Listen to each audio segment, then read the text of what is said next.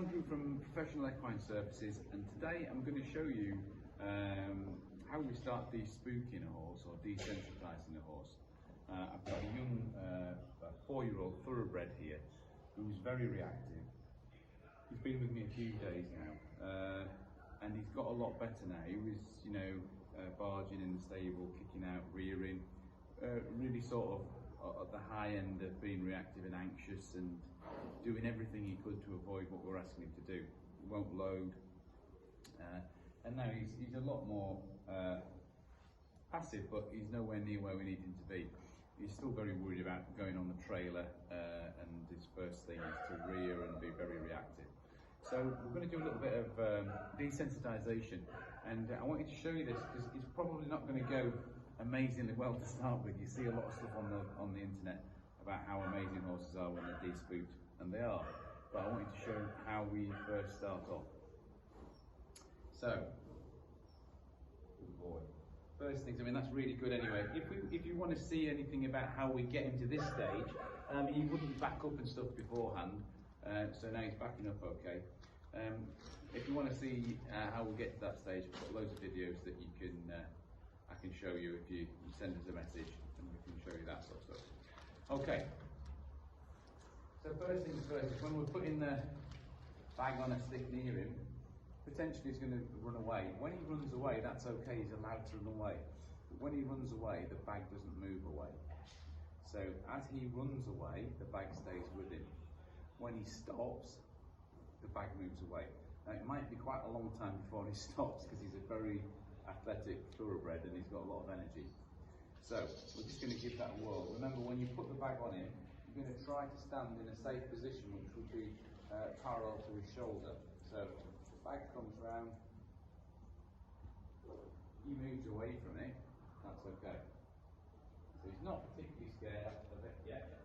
I don't think he's really noticed it, but as soon as he stops, I take the bag away.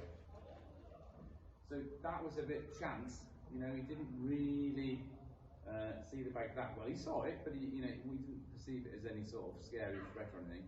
But he walked around and then he stopped. So we've got to be very careful and treat him with respect. So bag goes towards him.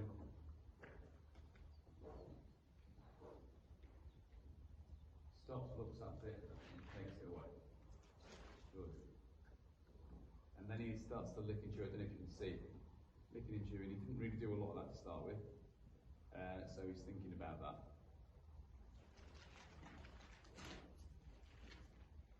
So bag goes towards him.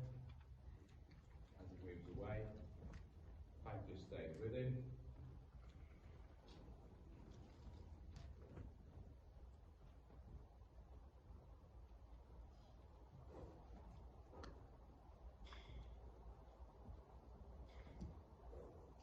When he stops and takes it away.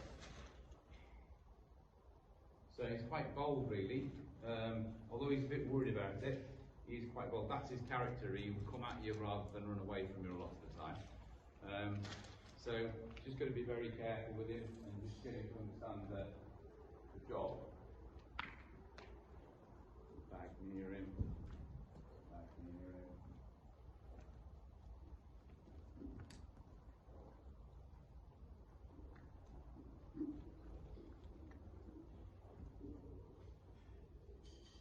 When he stops, he goes away. The progression from this is that the bag will stay with him until he stops and relaxes and drops his head. So we get him to understand that it's not just stopping is the thing we want him to do. That's the first run on the ladder, but it's not stopping and relaxing. It's not stopping and just, that's it. He needs to stop, relax, and put his neck down. Okay, I'm going to do a bit more of that and I'll show you a bit more when I have done more.